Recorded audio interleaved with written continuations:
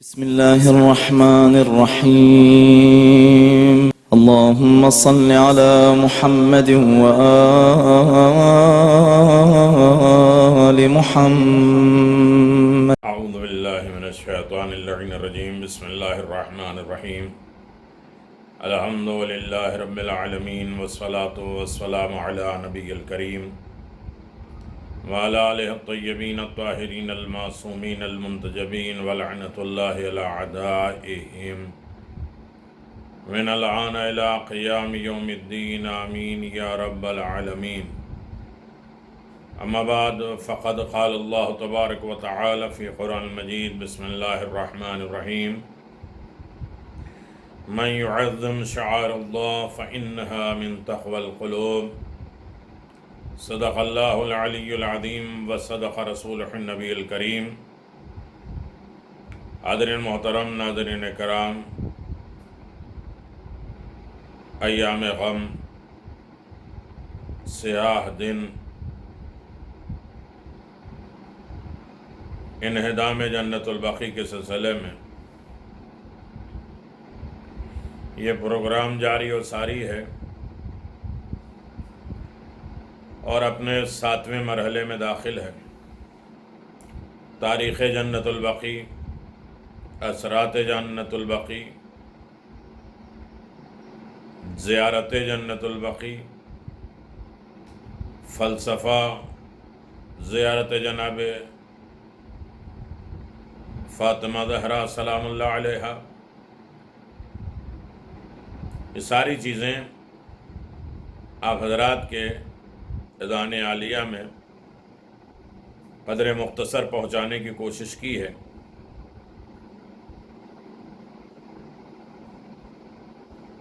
موضوع گفتگو نہ تھمنے والا نہ رکنے والے آنسو، آنسوؤں کا یہ سلسلہ اپنے 7ویں مرحلے میں داخل ہو گیا ہے. انشاءاللہ کوشش رہے گی یہ پروگرام جاری و ساری رہے. انہدام جنت البقیع ایک تاریخی المیہ ہے.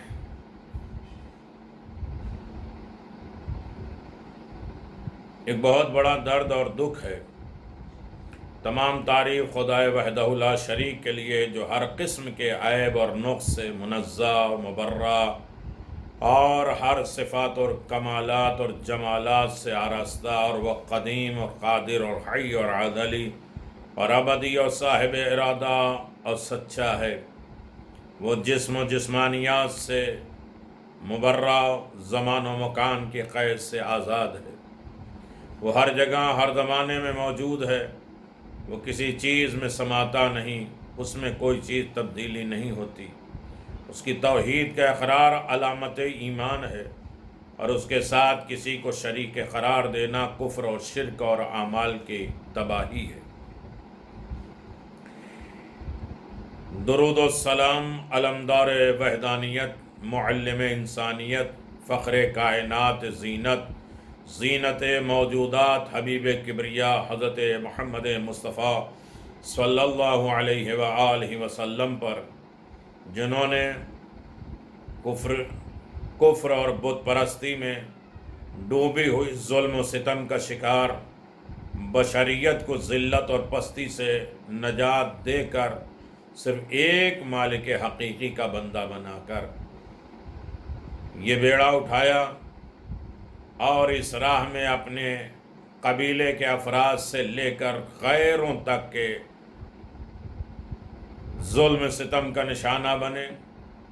اپنا عزیز وطن چھوڑا، سراپا رحمت ہوتے ہوئے زندگی کے اہم ترین حصہ میدان جنگ میں گزارا، اور یہ گزارنا پڑا. اللہ اکبر. زندگی کے اہم ترین دن جنگوں میں گزر گئے. سب کچھ قربان کر دیا، لیکن پرچم توحید کو سرنگو نہیں ہونے دیا. درود و تحیت آپ کے پاکیزہ نسل، خاص طور پہ ولی خدا عزیز مصطفیٰ حضرت علی مرتضیٰ پر جنہوں نے آنکھ کھولی تو آغوش رسول میں پرورش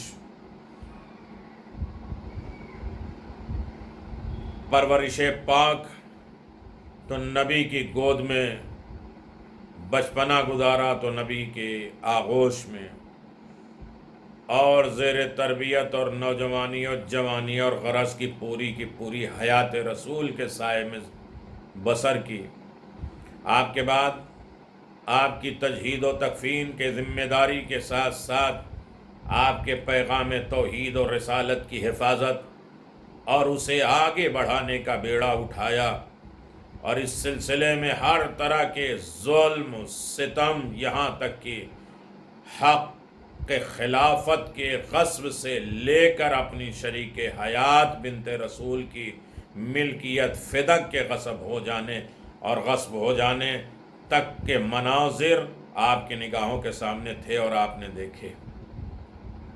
یہی نہیں، اپنے دروازے پر آگ اور لکڑیاں، جلتا ہوا دروازہ، محسن کی شہادت، پہلوئے شکستہ،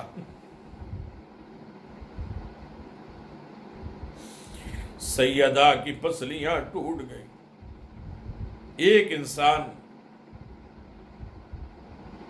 ایک ٹوٹی انگلیوں کے ساتھ نہیں رہ سکتا، تھوڑا سا دانت میں درد ہو جائے تو کروٹیں بدلتے۔ 75 دن یا 95 دن 95 ڈیز ٹوٹی پسلیوں کے ساتھ میری شہزادی۔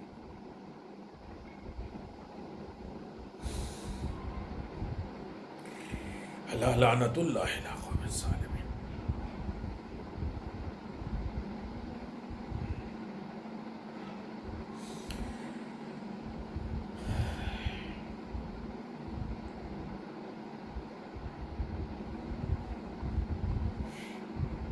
اور نہ جانے کیا کیا مصائب برداشت کیے، لیکن عظمت اسلام پر آنچ آ جائے اسے برداشت نہیں کیا۔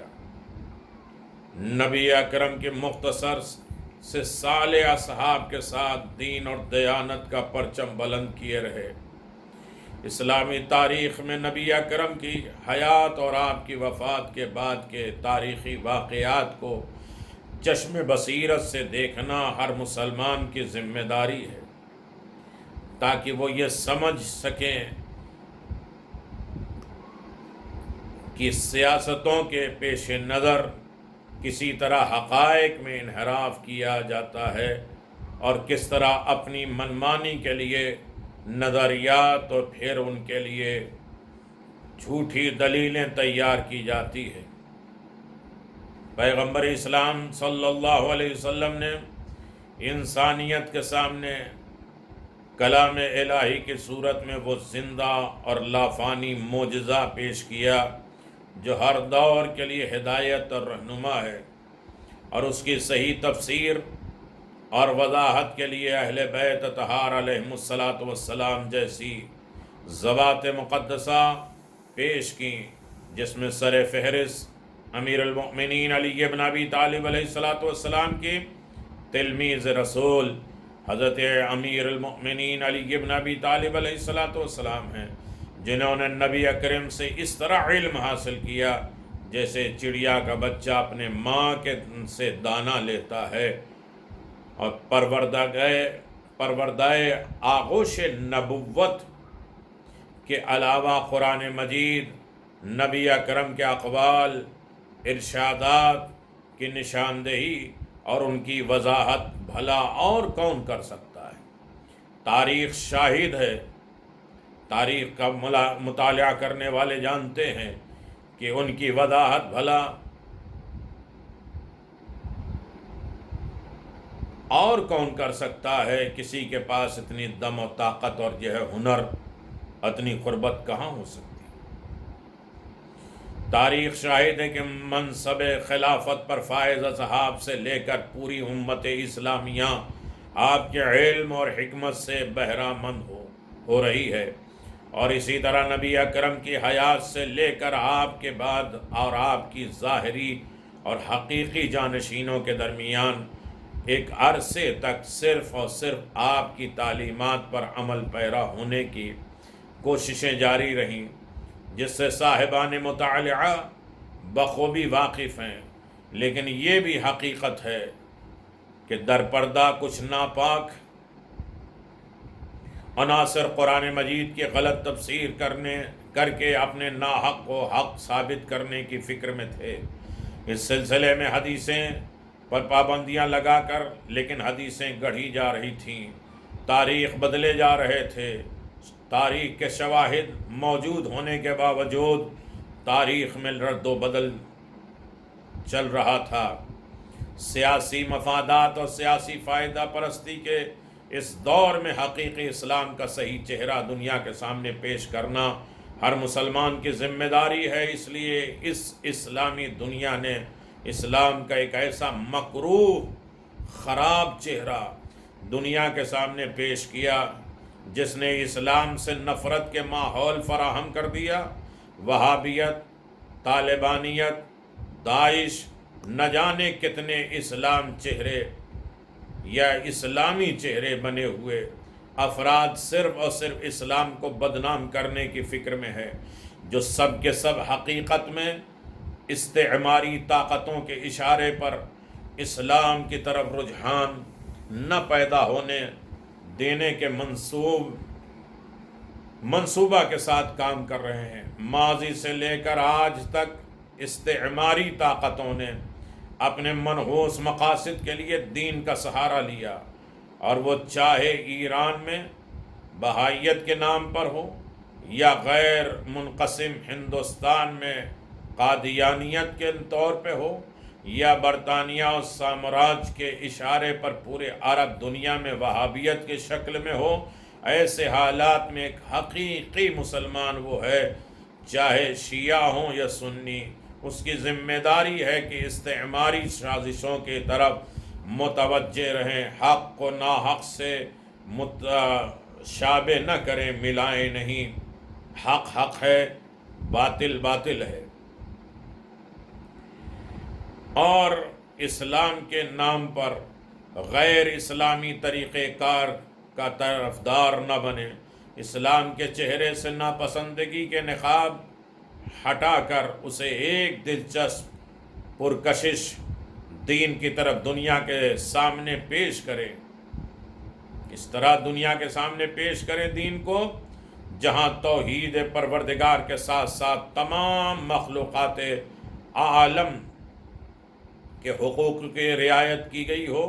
قرآن کریم نے سورہ ملک میں اپنی حکومت اور اقتدار کے تذکرے کے بعد موت اور حیات کی خلقت کا تذکرہ کیا ہے، اور جس سے صاف ظاہر ہے کہ خلاق عالم نے جس طریقے سے حیات کے لیے قوانین اور ضوابط معین کیے ہیں، بالکل اسی طرح موت کے لیے بھی جامع دستور عمل قرار دیا۔ کبھی ہم سوچیں کہ دنیا کے جو تھوڑی سی زندگی ہے اس کے بارے میں اللہ نے اتنے نبی، اتنے رسول، اتنی کتابیں اور یہ پیغامات، وہ حدیث، وہ نصیحتیں، وہ دروس سب کچھ بھیجا ہے، کیا مرنے کے بعد وہ فراموش کر دے گا جو ہمیشہ کی زندگی ہے؟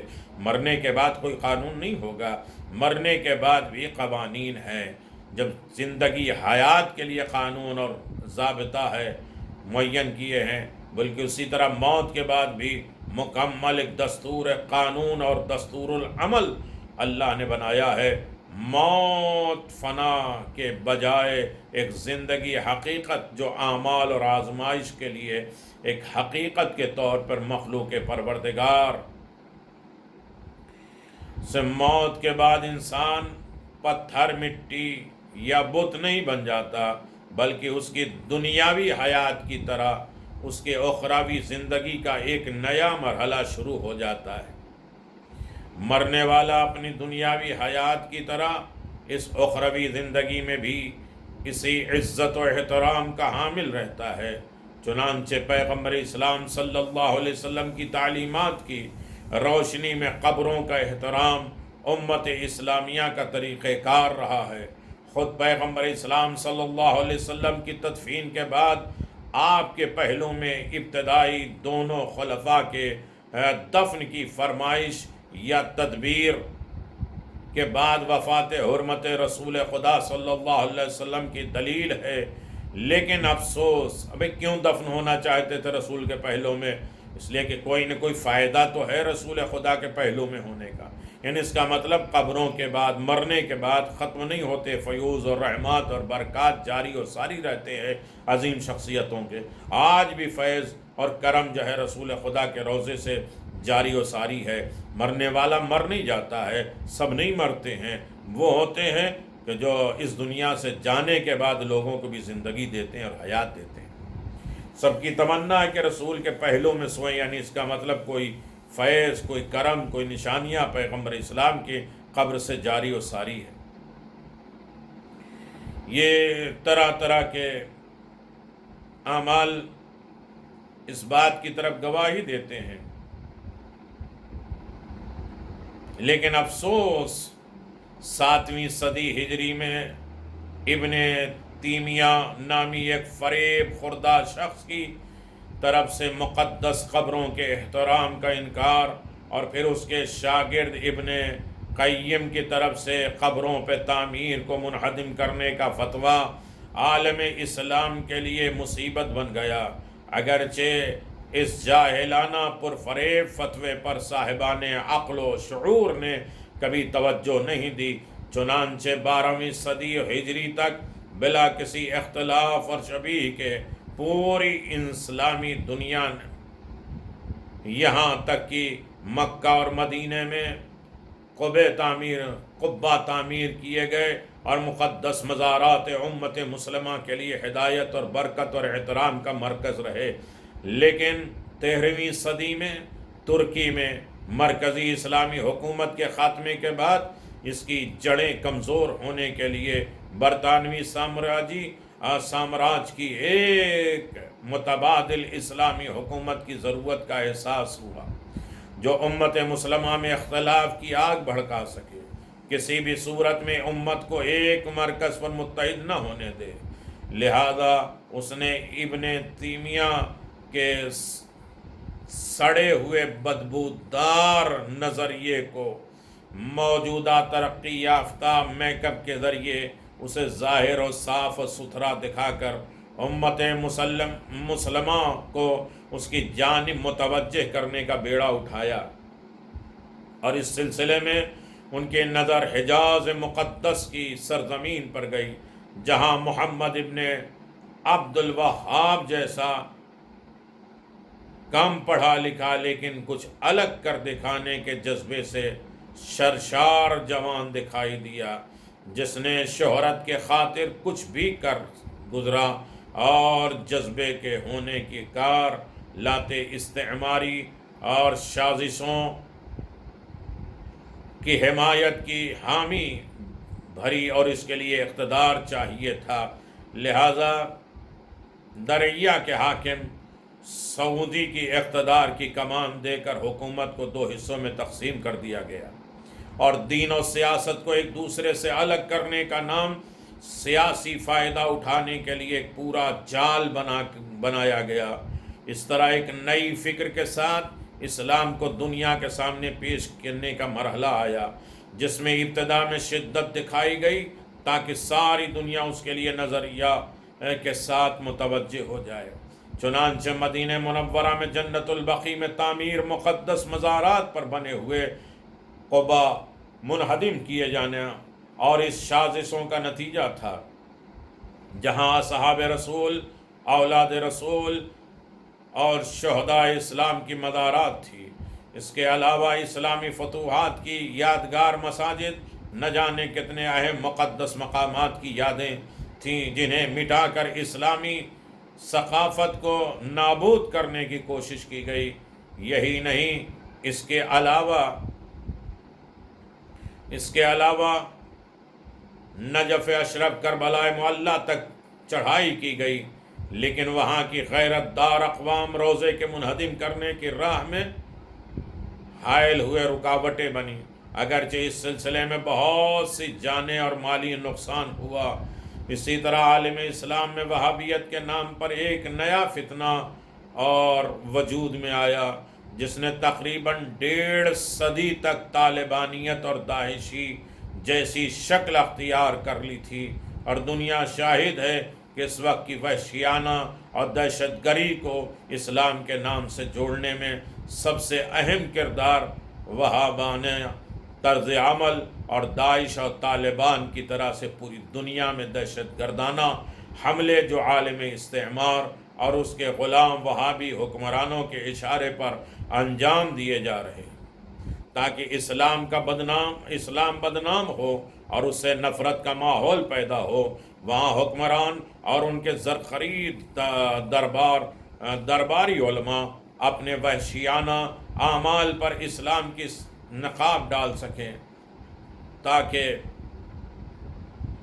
وحشیانہ اعمال پر اسلام کے نقاب ڈالے جا سکیں، اور یقیناً پوری دنیا میں آباد برادران اہل سنت کے سامنے اپنے مذہب کو اہل سنت کے نام پر پیش کر سکیں، ظاہر صاف ستھرا لباس سے ڈھکی ہوئی بدبودار فکر جیسے جلدی دولت اور شہرت کے نام پر مسلمان بستیوں کو اپنی جیت میں اور اپنے جیب میں لے بیٹھی، لہذا ضرورت ہے کہ اس کے مقابل کے لیے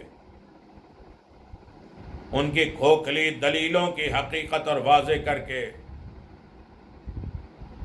صدر اسلام سے لے کر آج تک کے مسلمان، جس میں صحابہ، تابعین اور ائمہ معصومین، علماء اور فقہاء، اولیاء اور خاصان خدا سب شامل ہیں، ان کے طرز عمل کا جائزہ لے کر قرآن و سنت کی روشنی میں اس مسئلے کا حل تلاش کیا جائے، تاکہ وہابیت کے چہرے پر پڑی ہوئی اسلام کی نقاب کو ہٹا کر اس کا اصل مکروہ چہرہ دنیا کو دکھایا جا سکے، اور اس طرح حقیقی اسلام کی تصویر دنیا کے سامنے پیش کیا جا سکے، جہاں توحید الہی کے سائے میں تمام باحیات اور دنیا میں بظاہر کوچ کر جانے والی شخصیتوں کا یکساں احترام ملحوظ رہے۔ بزرگان دین کی مزارات ان کے تعمیرات کو زندہ رکھنے کا ذریعہ بنتے رہیں، عمارتوں سے ثقافتوں کو زندہ رہتی ہے، مسلمانوں کی جان اور مال، عزت اور آبرو کی حفاظت کا سامان فراہم ہوتا ہے، اور دین اسلام واقعی ایک امن اور امان کا علمدار بھائی چارگی کا مذہب دکھائی دیتا ہے، جس میں ہر مخلوق کے حقوق کی حفاظت اور اس کے پاس وہ لحاظ اور اس کا خیال اور اس کے مختصر جامع جنت البقیع کی مختصر تاریخ قبور پر تعمیر کے شرعی حکم اور اس سلسلے میں قرآن و سنت کے پیغامات کے علاوہ قبروں کی زیارت کے فائدے اور اس کی شرعی حیثیت پر بھی مختصر بحث کی جائے گی، تاکہ قارئین اکرام جو آج دوسروں کے مذہبوں کو دیکھتے ہیں اور پڑھتے ہیں، اور تقاریر کے ذریعے سامعین کرام جو اس طریقے کے مسائل کو جاننے اور پرکھنے کے لیے سب سے زیادہ کوشاں رہتے ہیں، تلاش کرتے رہتے ہیں، اور یقیناً انسان کی زندگی میں تعلیمات کی روشنی میں اپنے عقائد اور اعمال کا جائزہ لیں، اور وہابیوں کہ اس سیاسی کارناموں سے واقف ہو کر دھوکے میں نہ آ کر حقیقی اسلام سے دور نہ ہوں۔ مناسب ہے کہ ان تمام افراد کا شکریہ ادا کیا جائے جنہوں نے کسی طرح بھی کتاب کے رموز کے، دروس کے، پیغامات کے، مجلسوں کے، یہ اہتمام کے، یہ احتجاجات کے، جس طریقے کے بھی ہے، اس میں جنت البقیع کے سلسلے میں حصہ لیا ہے، ان کے انتہائی شکر گزار ہیں۔ بقیع پر احتجاجات کے سلسلے پوری دنیا میں جاری ہیں، امید ہے کہ ایک دن یہ احتجاجات ضرور رنگ لائیں گے، اور سعودی حکومت کے خاتمے کے ساتھ جنت البقیع پر عالی شان روضے تعمیر ہوں گے، جو پوری دنیا کے علمی، دینی، سماجی، اقتصادی، سیاسی ضروریات کو پوری کرنے کے ساتھ ساتھ ان کے لیے رحمت، مغفرت، برکت، عزت اور سربلندی کا سامان فراہم کریں گے۔ پروردگار عالم وہ دن ہم سب کو دکھانا نصیب کرے، جس دن دشمنان اسلام سرنگو ہوں، پرچم اسلام سربلند ہو اور پوری دنیا کے مستضعف کمزور افراد کو ان کا حق مل سکے، دنیا کو عادل اور انصاف سے پر کرنے والا زمانے کے معصوم امام نگاہوں کے سامنے ہو اور ہم سب ان کے دیدار کے جلوے سے بہرہ مند ہو سکیں۔ آمین ثم آمین۔ یقیناً یہ جنت البقیع، اس ضمن میں آپ حضرات سے جو گفتگو جاری اور ساری تھی کہ جنت البقیع میں ہے کیا اور جنت البقیع کس طریقے سے ہم اس کو اپنے سامنے مد نظر لاتے ہیں۔ جنت البقیع میں جہاں معصومین کی قبروں کے سلسلے میں اور دیگر اصحاب، ازواج، رسول کے رشتہ دار، اقربا اور مالک اور نافع، ان سب کا تذکرہ ہوا۔ اسماعیل، سعدیہ، علیم سعدیہ، فاطمہ بنت اسد، جناب عباس ابن عبد المطلب، عقیل، عبداللہ، شہدائے احد، ان سب کا تذکرہ ہو چکا ہے مختصر۔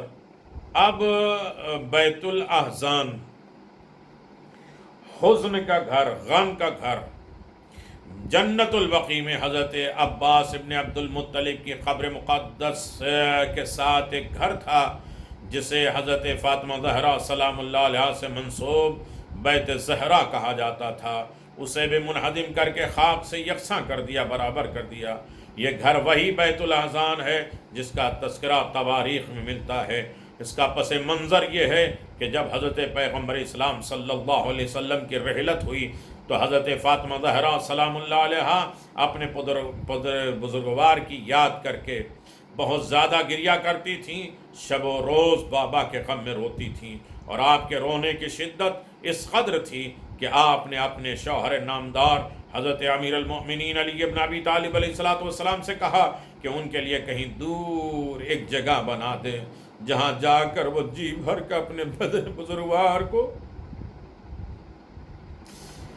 کا غم منا سکیں، رو سکیں، آپ کی جدائی پہ گریہ کر سکیں۔ چنانچہ امیر المؤمنین علی ابن ابی طالب نے ایک گھر جناب عباس ابن عبد المطلب کی قبر کے قریب بنایا جہاں فاطمہ زہرا سلام اللہ علیہ ہر روز جا کر جی بھر کر اپنے والد گرامی کو یاد کر کے گریہ کرتی تھی۔ یہ گھر بیت الحزن کے نام سے مشہور ہے۔ بعض کتابوں میں درج ہے کہ پیغمبر اسلام صلی اللہ علیہ وآلہ وسلم کی وفات کے بعد جناب سیدہ سلام اللہ علیہ ہر وقت گریہ کرتی تھی۔ مدینے کے لوگوں کی شکایت کی کہ آپ کو ان کے آرام میں خلل پڑتا ہے، لہذا سیدہ سلام اللہ علیہ دن میں روئیں یا رات میں گریہ کریں۔ تو حضرت فاطمہ زہرا سلام اللہ علیہ نے امیر المؤمنین علی ابن ابی طالب سے کہا کہ ان کے گریہ کرنے کی جگہ کہیں اور بنا دیں تاکہ وہ کسی زحمت کا باعث نہ بنے، جس پر امیر المؤمنین نے بیت الحزن بنایا اور مخدومہ کونین وہاں جا کر اپنی عظیم باپ کے غم میں گریہ کرتی تھیں۔ اگر یہ روایت صحیح ہو تو مدینہ کے لوگوں کی قساوت قلبی کی انتہا دیکھیں، دل کتنے سخت ہو گئے تھے مدینہ کے لوگوں کہ ایک بیٹی اپنے باپ پہ گریہ کرے تو کسی کے آرام میں خلل پڑے۔ یہ کیوں کر ممکن ہے؟ آخر سید عالم عالمیان علیہ السلام دختر رسول خدا صلی اللہ علیہ وسلم اتنی عظمت کی مالک خاتون کتنی اونچی آواز سے گریہ کرتی ہوں گی کہ شہر والوں کو آرام کو متاثر ہوتا تھا۔ کیا ہو سکتا ہے ایسا؟ بالفرض اگر کسی کا آرام متاثر ہو تو وہی ہو سکتا ہے نا جو گھر کے اندر رہتا ہو یا نہایت قریب ہمسایہ اور پڑوس ہو، ورنہ اس ممانعت میں دیگر عوامل کے نظر انداز نہیں ہو سکتے۔ پھر بھی لوگوں کو لحاظ کرنا چاہیے تھا کہ اتنا بڑا غم ہو گیا اور سب کو رونا چاہیے تھا، صرف سیدہ ہی کیوں؟ بیت الاحزان کی تعمیر شاید تاریخ اسلام کے منفرد اور سب سے پہلا واقعہ، اس سے قبل تاریخ میں اس طرح اور اس مقصد کے لیے تعمیر کیے جانے والے کسی گھر کا تذکرہ نہیں ملتا۔ جبکہ انبیاء علیہ السلام کے دور میں بھی امتوں نے طرح طرح کے مظالم اپنے ہادیان اور پیشواؤں پہ ڈھالے اور عظیم سے عظیم ہستیاں دنیا سے رخصت ہوئیں، مگر کسی دور میں کسی قوم نے ایسے کسی گھر کی تعمیر نہیں کروائی جسے صرف رونے اور حزن و غم سے مخصوص کیا گیا ہو، سوائے اس گھر کے جسے حضرت علی ابن ابی طالب علیہ السلام نے حضرت فاطمہ زہرا سلام اللہ علیہا کی فرمائش اور ضرورت پر تعمیر کروایا، جس میں حضرت فاطمہ زہرا اپنے پدر بزرگوار کی رحلت اور جدائی پر جی بھر کے گریہ کرتی تھی۔ گریہ ایک انسانی عمل ہے، رونا ایک انسانی عمل ہے، فطری عمل ہے، فطرت کا تقاضا ہے گریہ۔ اسلام اور دیگر ادیان مذہب میں بھی اسے جائز عمل قرار دیا گیا، کیونکہ کوئی بھی دین، آئین اور فطرت اور تقاضا اور انسانیت اقتدار کی ممانعت نہیں کرتا بلکہ اس کی تائید کرتا ہے، اور جب کسی شخصیت سے محبت ہو تو اس کی جدائی کا غم دل اور دماغ میں چھا جاتا ہے۔ جس قدر محبت کا رشتہ وسیع اور قوی ہوتا ہے اس کے مطابق غم اور حزن بھی زیادہ ہوتے ہیں، اور جب محبت کا حوالہ روحانی تعلق کی بنا پر ہو تو اس میں جدائی کا تصور بھی ناقابل یقین ہوتا ہے۔ اس سے بڑھ کر جب محبت کا روحانی رشتہ مشن اور ہدف اور مقصد سے ملتا ہو تو جذبات اور احساسات کی کوئی حد ہی مقرر اور متعین نہیں ہو سکتی۔ ان تمام حوالوں کا مجموعہ حضرت فاطمہ زہرا سلام اللہ علیہا کے غم اور حزن کے غیر معمولی کیفیت میں پایا جاتا ہے۔ انہدام ہے تو ہر چیز کے انہدام کا تذکرہ ہوگا، ایسے نہیں کچھ لوگ صرف 4 معصومین اور جناب سیدہ کی قبر کے انہدام کے بارے میں احتجاج کر رہے ہیں، کھول کے رکھ دیا جائے گا کیا کیا توڑا گیا، یہاں تک کہ لوگ کربلا اور کاظمین اور سامرہ بھی پہنچ گئے تھے، اور آج بھی ان کی نسل ہے توڑنے پوڑنے پہ لگی، لیکن وہاں کے لوگوں نے مزاحمت کیا، مقابلہ کیا، جانے گئی، مال گئے، لیکن روزوں کو مسمار ہونے نہیں دیا۔ اللہ اکبر۔ حضرت فاطمہ زہرا سلام اللہ علیہا کے غم و حزن کو غیر معمولی کیفیت کہنا بیٹی ہونے کے ناطے نسبی رشتہ باپ کی جدائی کو ناقابل برداشت بتا دیتا ہے۔ حضرت فاطمہ زہرا سلام اللہ علیہا اس حوالے سے جب اپنے عظیم اور شفیق باپ کو یاد کرتی تھی تو آپ کے غم اور حزن کی شدت بڑھ جاتی تھی اور آپ زار و قطار روتی تھی۔ شریک مشن اور مقصد ہونے کے حوالے سے حضرت فاطمہ زہرا سلام اللہ علیہا سرور انبیاء خاتم النبیین محسن انسانیت حضرت پیغمبر اسلام محمد مصطفیٰ صلی اللہ علیہ وسلم کی رحلت کا تصور دل میں لاتی تو آپ کے غم سے نڈھال ہو جاتی، اور جب اپنے عظیم نبی کی الوداعی گھڑیوں کی خاطر میں لاتی تو کانپ اٹھتی تھیں، اور جب حضرت صلی اللہ علیہ وسلم کے نورانی چہرے کا آخری دیدار یاد آتا تھا تو آنسوؤں کا سیلاب امڑ پڑتا تھا۔ سیدہ سلام اللہ علیہا دھاڑے مار مار کے گریہ کرتی تھی۔ اس طرح جب آپ کو وہ وقت یاد آتا تھا جب ملک الموت نے دروازے پہ ناک کیا، دستک کیا اور قبل روح کی اجازت مانگی، منظر یاد ہوگا جب ملک الموت آ کے قبر پہ ناک کرتے ہیں، دق الباب کرتے ہیں، روح قبض کرنے کے لیے اجازت مانگتے ہیں، ملک الموت کسی کے دروازے پر آ کے اجازت، وہ در کتنا عظیم، کتنا احترام کے لائق ہوگا۔ اللہ اکبر۔ تو جناب سیدہ نے فرمایا کہ حضرت رسول خدا صلی اللہ علیہ وسلم سے عرض کی بابا ابھی تو آپ زندہ ہیں اور آپ کی زندگی میں ہمارے دروازے پہ اس طرح اس انداز سے کون کوشش کر رہا ہے؟ حضرت پیغمبر اسلام نے فرمایا بیٹی یہ تیرے گھر کی عزت ہے، یہاں ملک الموت فرشتہ بھی اجازت کے بغیر داخل نہیں ہوتا، یہ تو جب کہیں جاتا اجازت کے بغیر اندر داخل ہو جاتا، یہ روح قبض اور قبض روح پہ موکل مامور ہے، اسے اجازت کی ضرورت نہیں ہے۔ اس وقت تو یاد کریں جب سیدہ کونین مصروف گریہ ہو جاتی تھیں، اور اسی طرح دیگر وہ مصائب جو بی بی پر آئے ان سب کو یاد کر کے گریہ کرتی تھیں۔ حزن و غم کی شدت اور کثرت سے صورتحال یہ ہو گئی تھی کہ دختر رسول صلی اللہ علیہ وسلم شب و روز رو رو کر گزارنے لگیں۔ بظاہر جو بی بی ختمی مرتبت جیسی عظیم جلیل القدر شخصیت کی شفقت اور محبت و احترام سے بہرامند ہو چکی ہوں، وہ مصائب کے طوفانوں میں گھر جانے کے بعد اپنی قلبی کیفیت کی تسکین گریہ ہی کے ذریعے کر سکتی تھی۔ اس لیے یہ گھر سیدہ طاہرہ کے رونے کے لیے تعمیر کیا گیا۔ وہ بیت الاحزان سے موسوم ہوا۔ عرب میں حزن کی جمع احزان ہے، جس کے معنی ہیں کئی غم۔ گویا سیدہ عالمیان حضرت فاطمہ زہرا کہ رحلت کے بعد غموں کی کثرت کے شکار ہوئیں۔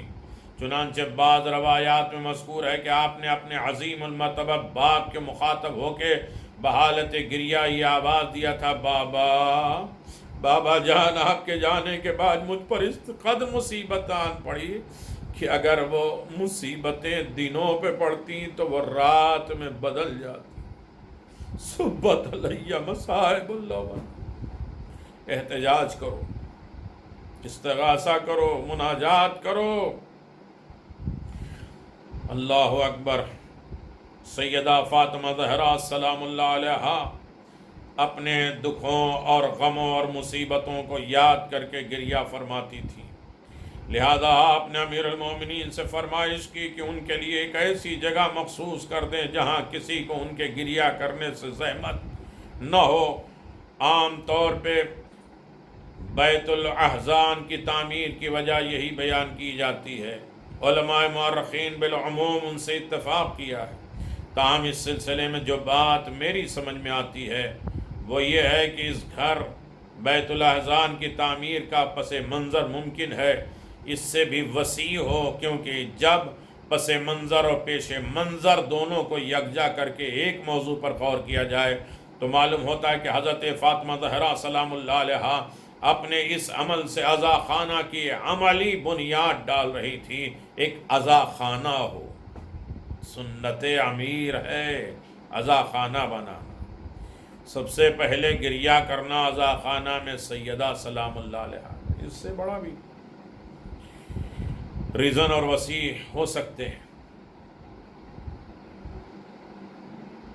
تاکہ رہتی دنیا تک حضرت محمد مصطفیٰ صلی اللہ علیہ وآلہ وسلم اور اہل بیت اطہار مظلوم عالم علیہ السلام کے غم منانے کے لیے ایک ایسی مخصوص جگہ ہونی چاہیے جہاں جی بھر کے گریہ کیا جا سکے، انسانی فطرت تقاضے کی تکمیل ہو سکے۔ لہذا بیت الاحزان کو اسلامی تاریخ میں سب سے پہلا عزا خانہ کہا جا سکتا ہے، اور اس عزا خانہ کے بانی حضرت فاطمہ زہرا سلام اللہ علیہا ہیں۔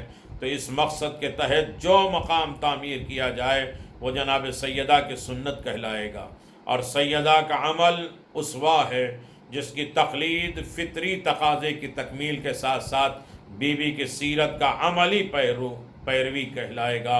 حضرت فاطمہ زہرا سلام اللہ علیہا کے بابت حضرت امام زمان عجل اللہ تعالی فرجہ الشریف کا ارشاد ہے، وفی ابنت رسول اللہ لعصوة،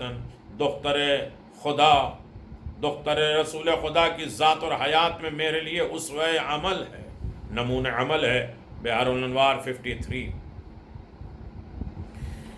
اللہ اکبر۔ حضرت فاطمہ زہرا سلام اللہ علیہا کے عمل کے لازمی اتباع ہونے پر حضرت محمد باقر علیہ السلام ارشاد فرماتے ہیں، لقد كان مفروضة الطاعة على جميع من خلق اللہ من الجن والانس والوحش۔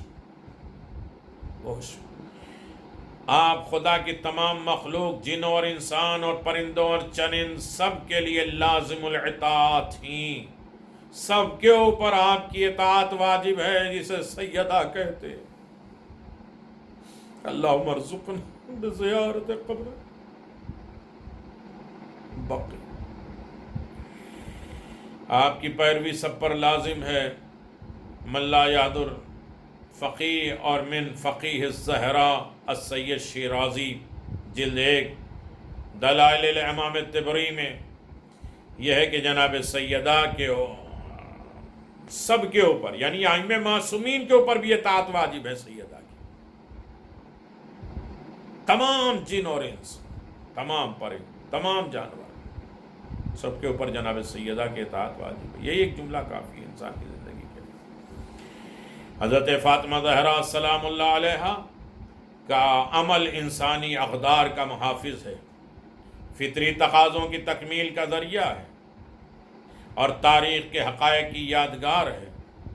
بیت الاحزان کی تعمیر کا مقصد شاید یہی ہو کہ اس سے نسل در نسل ان واقعات کا ذکر باقی رہے جو حضرت پیغمبر اسلام کے المناک رحلت کے بعد رونما ہوئے۔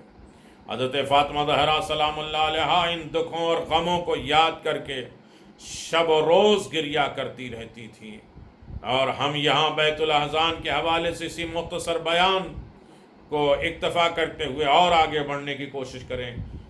ہمارا مقصد صرف تاریخی پہلوؤں کا تذکرہ ہے، البتہ اس میں تفصیلات کے دائرہ بہت وسیع ہے۔ اہل فکر، اہل عقل اس کی طرف اور توجہ کریں گے۔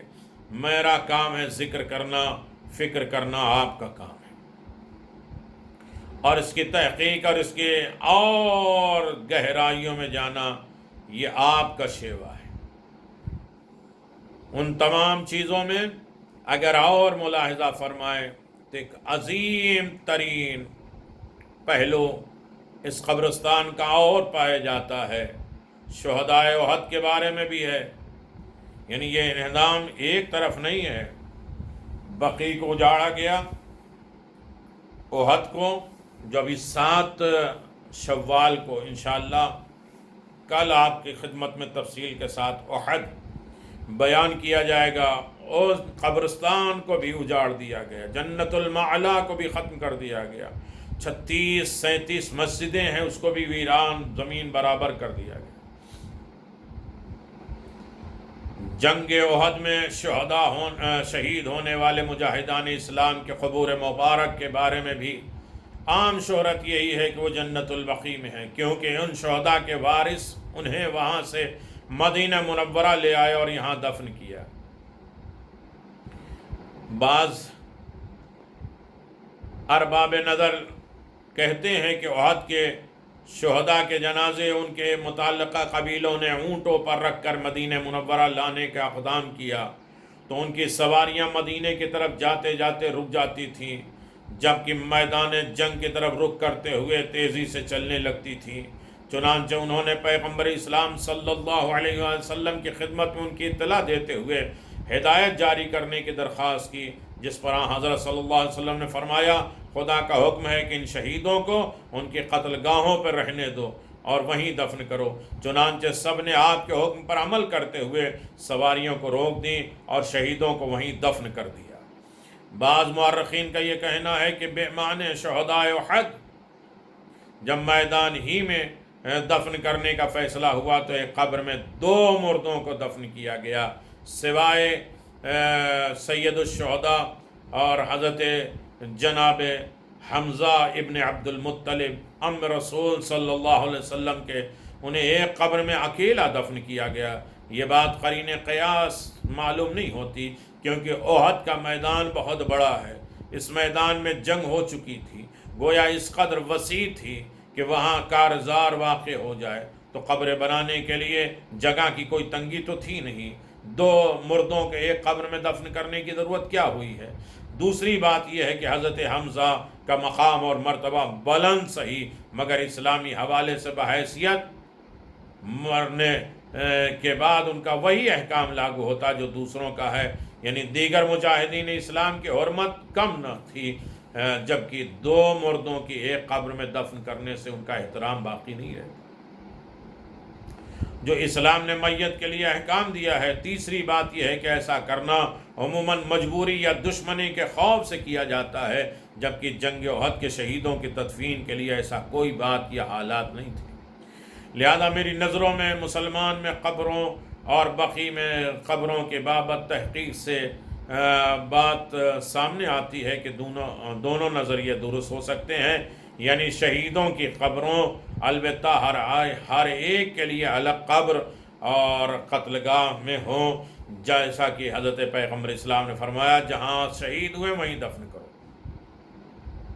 لوگوں نے حضرت صلی اللہ علیہ وسلم کی ہدایت پر عمل کرتے ہوئے شہداء کو وہاں دفن کیا۔ جو حضرات زخمی ہو گئے تھے انہیں مدینہ منورہ لایا گیا، ان میں سے جو زخمی کتاب نہ لا پائے درجہ شہادت پہ فائز کیا گیا، ان کے جنازے بقی میں دفن کیے گئے، چنانچہ ان کی تصدیق اس بات سے ہوتی ہے کہ بقی کے احاطے میں جب شہداء احد کی قبروں کی نشاندہی کی جاتی ہے تو وہاں یہ لفظ درج ہوتے ہیں کہ ان احد کے زخمیوں اور شہداء کے قبور، تو اس سے ہمارے خیال کی صحت کا ثبوت ملتا ہے کہ جنت البقیع میں شہداء احد کی قبروں میں جو اختلاف مورخین پایا جاتا ہے اس کا مناسب حل بھی یہی ہے کہ جو زخمی ہوئے تھے ان کے علاج کے لیے یہاں مدینہ لائے گئے تھے اور ان میں جو شہید ہو گئے تھے انہیں دفن کر دیا گیا۔ افسوس کہ دیگر مسائل کی طرح تاریخی واقعات بھی اس قدر پیچیدہ ہو گیا کہ کسی واقعے کے تمام پہلو واضح طور پر تسلیم کرنے کے لیے محققین کو نہایت مشکلات کا سامنا کرنا پڑے۔ یاد رہے احد میں پہاڑ کا نام جو مدینہ منورہ سے ایک فرسخ کے فاصلے پہ ہے، جسے تاریخ میں ذوالعینین بھی کہا جاتا ہے، اور اسے احد کہنے کی وجہ دراصل اس کا دیگر پہاڑوں سے بالکل منفرد ہونا، الگ ہونا۔ احد الگ، اکیلا، جو پورے مدینہ کو تمام پہاڑ گھیرے ہوئے تھے، لیکن یہ پہاڑ تھا جو اکیلا تھا، اسی لیے اس کو احد کہتے ہیں، یعنی وہ احد، مستقل والعہدہ قائم ہونا۔ اس پہاڑ کی خصوصیت کا اسی سے اندازہ لگایا جا سکتا ہے۔ اس کے بارے میں حضرت پیغمبر اسلام صلی اللہ علیہ وسلم سے منقول ہے کہ آپ نے جب اس پہاڑ کو دیکھا تو فرمایا احد ایسا پہاڑ ہے جو ہم سے محبت کرتا ہے اور ہمیں اس سے محبت ہے۔ احد جبل یحبنا ونحبہ۔ اسلام کی تاریخ میں جنگ احد کی بہت اہمیت ہے۔ اس میں شہید ہونے والے عظیم المرتبت مجاہدین اسلام اور مشرکین پہ فتح پائی اور اسلام کا پرچم سر بلند ہوا۔ اس جنگ میں حضرت پیغمبر اسلام صلی اللہ علیہ وسلم کے دندان مبارک شہید ہوئے اور آپ کے چہرے مبارک پر شدید زخم آئے۔ آپ کے دندان مبارک کو دفن کر دیا گیا اور دل خراش واقعے کی یاد میں اس مقام پہ مسجد بنائی گئی تاکہ ہمیشہ کے لیے اس کے عوامل اور اس کے واقعے کے پس منظر اور اہداف کا تذکرہ باقی رہے۔ اس مسجد کو حضرت صلی اللہ علیہ وسلم کے دندان مبارک کے نام سے منسوب کر کے مسجد الثنایا کہا جانے لگا، جسے دیگر مقامات مقدسہ کی طرح منہدم کیا گیا، اسے بھی گرا دیا گیا، توڑ دیا گیا۔ تاریخ حوالے سے یہ بات ثابت ہے کہ جنگ احد میں ابو سفیان نے اپنی اسلامی دشمنی کی انتہا کر دی۔ اس نے 3 یا بقول 4000 لشکر تیار کیے، جبکہ مسلمانوں کا لشکر 900 یا 1000 مجاہدین پر مشتمل تھا، مگر خداوند عالم نے مسلمانوں کو مشرکوں پہ فتح دلائی، اور اس جنگ میں ابو سفیان کی بیوی ہندہ نے حضرت حمزہ سلام اللہ علیہ کے جگر نکال کر چبانا اور لاش کی بے حرمتی کرنے کی کوشش کی۔ حضرت پیغمبر اسلام صلی اللہ علیہ وسلم نے اپنے چچا حضرت حمزہ کی تدفین کے بعد ان کی قبر بنائی۔ زائرین سے فرمایا جو شخص میرے چچا کی زیارت کے لیے آئے اور میری زیارت کے لیے آئے اور میرے چچا کی زیارت نہ کرے اور اس نے مجھ پر ظلم کیا ہے، جفا کیا، اس سے ثابت ہوا کہ پیغمبر اسلام صلی اللہ علیہ وسلم قبر کی تعمیر کو کس قدر اہمیت دیتے تھے تاکہ بزرگوں کی یاد قائم رہے اور ان کی محبت اور عقیدت کا چراغ روشن دلوں میں روشن رہے۔ چنانچہ بہت سی تواریخ میں حضرت فاطمہ زہرا سلام اللہ علیہ، حضرت حمزہ سلام اللہ علیہ کے قبر پر تشریف لا کر ان کی عظیم شہادت پہ خراج عقیدت پیش کرتی تھیں اور دعا اور گریہ کرتی تھیں اور دیگر مسلمان بھی حضرت پیغمبر اسلام صلی اللہ علیہ وسلم کی زندگی میں رحلت کے بعد حضرت صلی اللہ علیہ وسلم کی وصیت پر عمل کرتے ہوئے حضرت حمزہ علیہ السلام کی قبر پر حاضر دیتے تھے، اور جس سے قبور کی اہمیت اور افادت کے واضح ثبوت ملتا ہے۔ یقیناً قبر مقدس بہرحال عظیم مقامات، عظیم جگہیں،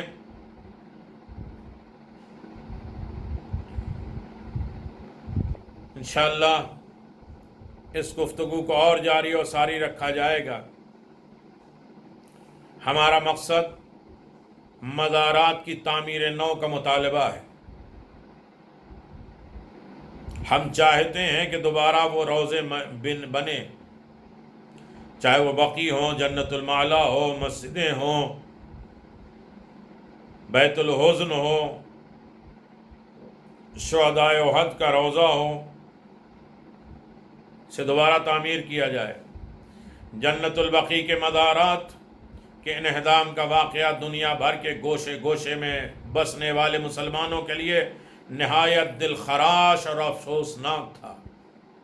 8 شوال 1344 ہجری 21 اپریل 1925 کو جب یہ واقعہ رونما ہوا تو پوری دنیا کے مسلمانوں نے صدائے احتجاج بلند کی، مزارات مقدسہ کی تعمیر نو کا مطالبہ کیا،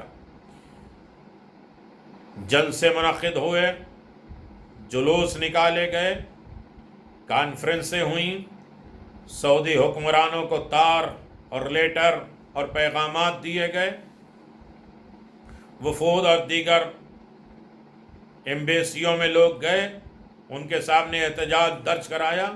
اس واقعے کی بابت مسلمان عالم کے احتجاج اور ان کے مطالبات تعمیر نو سے آگاہ کیا گیا۔ اس سلسلے میں باقاعدہ طور پر کئی ادارے، انجمنیں قائم ہوئیں، جن کی طرف سے جنت البقیع کی تعمیر نو کے لیے وسیع پیمانے پر اقدامات کیے گئے۔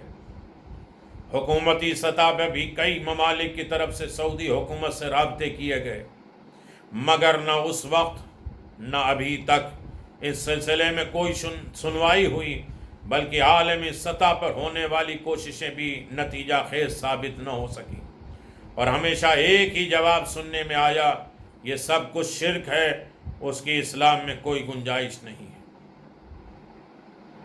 پوری دنیا میں احتجاج، فریاد، انجمنیں، کمیٹیاں، یہ سب بنائی گئیں جنت البقیع کے نام سے، لیکن ہمیں یاد ہے اور شروع سے یاد ہے، تقریباً 25 سے 30 سال یا 25 سال سے تھوڑا زیادہ باقاعدگی کے ساتھ، ویسے تو ہوتا رہا، ہمارے بامبے میں جنت البقیع گروپ ہمیشہ چھوٹے پیمانے میں، آج ماشاءاللہ بہت بڑے پیمانے پر ریکارڈنگ ہے، مجلسیں ہیں، احتجاج ہے، جلوس ہے، لیٹر ہے، اور اس کے علاوہ تو پہلے بہت سلسلے تھے۔ یقیناً شہزادی اس کا اجر و ثواب تو دیں گی۔ اس میں خاص نام منظر بھائی ملاڈ مالونی والے، مجھے یاد ہے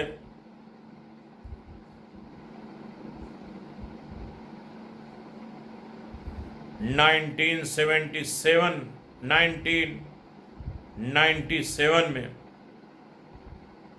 جب وہ گھر گھر مسجدوں میں زیارت گاہیں پہنچاتے تھے، اس کی تصاویر پہنچاتے تھے تاکہ کسی طریقے سے یہ یاد جاری و ساری رہے۔ آہستہ آہستہ ان کی کاوشیں اور محنتیں، اور وہ کہتے ہیں کہ میری روح ہے، میری جان ہے جنت البقیع، اور حقیقت ہے۔ خدا ان کے حوصلوں کو بلند رکھے اور ساری قوموں کے حوصلے کو بلند رکھے، اور اسی طریقے سے یہ احتجاج جاری و ساری رہے۔ اور امام زمان کی خدمت میں یہ فریاد رہے عین الطالب بدم المقتول کربلا. کہاں ہیں کربلا کے منتقم؟ کہاں ہیں جنت البقیع کا بدلہ لینے والے؟ کہاں ہیں جنت المالا کے مسمار کرنے والوں سے انتقام لینے والے؟ کہاں ہے سیدہ کا غم میں رونے والے امام زمان؟ خدا انصاف کے حوصلے کو بلند رکھے، توفیقات میں مزید اضافہ کرے، زیادہ زیادہ اس پیغامات کو دنیا تک پہنچائیں، ایک سرمایہ جمع کریں، قوم اور نسلوں تک اسے باقی رکھیں، اور چہرہ نقاب پلٹ دیں حق اور باطل کا، دونوں صاف ستھرا. اب دونوں ایک ساتھ ملے نہیں، ہر منزل پہ کامیاب اور کامرانی کی زندگی بسر کریں. امام زمان کو راضی اور خوشنود ہونے کے لیے، سیدہ سلام اللہ علیہا کے رضا اور خوشنودی کے لیے ہم اس کام کو کرتے رہیں. ہماری عاقبت بھی بخیر ہوگی، ہماری نسلیں بھی آباد ہوں گی، اور ہمارے تمام گناہ بھی معاف ہوں گے، اور جناب سیدہ کی شفاعت بھی ہوگی. اور یہی یقیناً وہ سب کچھ انہی کے در سے مل رہا ہے. بس دعا ہے کہ ہم اس کام کو جاری رکھیں، یہ نہ دیکھیں اس کا انجام کیا ہے، اس کا فائدہ کیا ہے، اس کا اثر کیا ہے. یہ ہمارا کام نہیں ہے اس کا اثر کیا ہوا جلوس سے اور مجلسوں سے، یہ ہمارا کام نہیں. ہمارا کام ہے کرنا، اثر ڈالنا اس کا کام ہے. اور یقیناً ایک اشارے میں سب کچھ ہو جائے گا، اور نہ بھی ہو تو کم از کم ہم ظالموں میں شمار تو نہیں ہوں گے. احتجاج کر کے مظلومین میں اپنے نام کو شامل کریں. وآخر دعوانا الحمدللہ رب العالمین، وصلی اللہ علی محمد وعلی محمد وعجل فرج علی محمد. السلام علیکم ائمة الہدى ورحمۃ اللہ وبرکاتہ. استودعکم اللہ واقرأ علیکم السلام. آمنا باللہ وبالرسول وبما جئتم به ودللتم عليه اللهم فاكتبنا مع الشاهدين. السلام عليكم يا أئمة البقيع الغرقد. السلام عليكم يا أبناء رسول الله.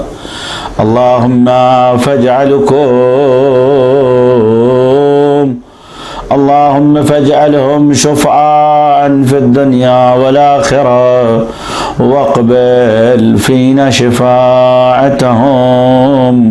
اللهم صل وسلم وبارك عليهم وأهل بيته الطاهرين.